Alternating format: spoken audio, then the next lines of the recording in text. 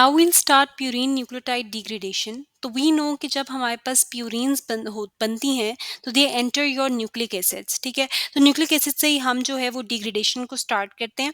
तो जो हमारे पास डीएनए और आरएनए होता है ना, both of them they enter your stomach. अब स्टमक में we know that there is HCl and that HCl creates acidity in your stomach. अब वो एसिडिटी की वजह से ना हमारे पास एक लो पीएच हो जाता है स्टमक में, और वो लो पीएच क्या करता है, डीएनए और आरएनए को डीनेचर कर देता है। अब जो हमारे पास डीनेचर्ड न्यूक्लिक एसिड्स होते हैं ना, दे एंटर योर स्मॉल इंटेस्टाइन। अब जब स्मॉल इंटेस्टाइन में न्यूक्लिक एसिड्स एंटर हो जाते हैं तो हमारे पास पैंक्रियाज एंजाइम्स रिलीज करती है into the small intestine, which are your ribonucleases and deoxyribonucleases. ठीक है, अब ये पैंक्रियाटिक एंजाइम्स क्या करती हैं, न्यूक्लिक एसिड्स की हाइड्रोलिसिस करती हैं and nucleic acids are converted into oligonucleotides.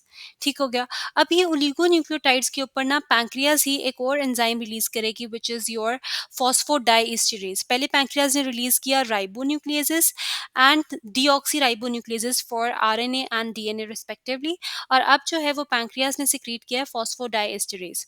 अब ये फॉस्फोडाइएस्टरेज क्या करेगा, ये ओलिगोन्यूक्लियोटाइड्स की हाइड्रोलिसिस करेगा और ओलिगोन्यूक्लियोटाइड्स को कन्वर्ट कर देगा into a mixture of 3 prime and 5 prime mononucleotides. ठीक है, अब ये मोनोन्यूक्लियोटाइड्स को ना, अब हमें ये बात पता है कि मोनोन्यूक्लियोटाइड्स के अंदर हमारे पास एक तो शुगर होती है, एक बेस होती है और एक फॉस्फेट ग्रुप होता है। अब अगर मैंने ये फॉस्फेट ग्रुप ना हाइड्रोलिटिकली रिमूव कर दिया in the presence of enzyme nucleotidase, तो होगा क्या कि मोनोन्यूक्लियोटाइड्स जो हैं वो न्यूक्लियोसाइड में कन्वर्ट हो जाएंगे। अब न्यूक्लियोसाइड में सेम टू सेम न्यूक्लियोटाइड वाली चीजें होती हैं एक्सेप्ट द फॉस्फेट ग्रुप। ठीक है, क्योंकि हमने फॉस्फेट ग्रुप जो है वो रिमूव कर दिया है। और ये जो न्यूक्लियोटाइडेज होती है ना, it is basically present at the intestinal mucosal surface. सही हो गया। अब ये जो हमारे पास न्यूक्लियोसाइड है ना, that is taken up by the sodium dependent transporter into the enterocytes. और जब ये न्यूक्लियोसाइड एंटेरोसाइट्स में एंटर करती है ना, तो फिर इसका ब्रेकडाउन स्टार्ट हो जाता है। फर्दर ब्रेकडाउन इसका कौन करता है, न्यूक्लियोसाइडेजेस। पहले हमारे पास न्यूक्लियोटाइडेजेस थी, अब न्यूक्लियोसाइडेजेस हैं। ये न्यूक्लियोसाइडेजेस क्या करती हैं, न्यूक्लियोसाइड्स को ब्रेक करती हैं। अब हमें पता है कि nucleosides are formed by the sugar and the base. तो शुगर भी रिलीज हो जाती है, बेस भी रिलीज हो जाती है। Now we know that we have two bases, the pyrimidine bases and the purine bases. तो अब जो पायरिमिडीन बेस होगी ना, वो और जो हमारे पास शुगर होगी, डीऑक्सिन के ribose in case of DNA and ribose in case of RNA, both of these things will enter your circulation, they will be reabsorbed, और reabsorption के बाद ना हम इनको दोबारा यूटिलाइज कर लेंगे to form the nucleic acids. ठीक है, लेकिन ये जो प्यूरिन बेसिस होती है ना, ये हम इनको नहीं यूज कर सकते to form the nucleic acids. तो ये फिर किधर जाती हैं, they are basically converted into the uric acid, which is basically the end product of intestinal purine degradation. फिर यूरिक एसिड क्या करता है, हमारे पास ब्लड में एंटर हो जाता है। ब्लड में एंटर होने के बाद it is eventually excreted in the urine.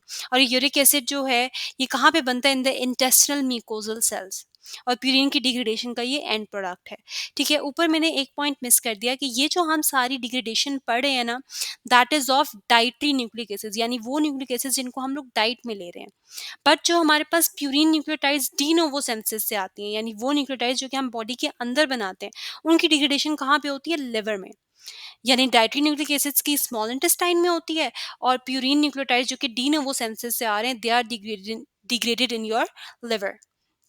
सही हो गया। अब इसकी ना मैं एक दफ़ा आपको बुक से भी डायग्राम दिखा देती हूँ। सी दिस, आप ये देख रहे हैं हमारे पास सबसे पहले स्टमक में डीनेचर्ड हुए हैं आपके न्यूक्लिक एसिड्स, उसके बाद पैंक्रियाज ने कुछ एंजाइम्स रिलीज़ की हैं for the conversion, and lastly if you see कि हमारे पास जब न्यूक्लियोसाइड्स टूटती हैं तो जो राइबोज शुगर है या डीऑक्सीराइबोज है, it will enter your circulation along with the pyrimidines. और जो प्यूरिन्स होती हैं, it they form uric acid and uric acid is excreted in the urine. तो ये सिंपल सी डायग्राम थी एंड दैट्स इट।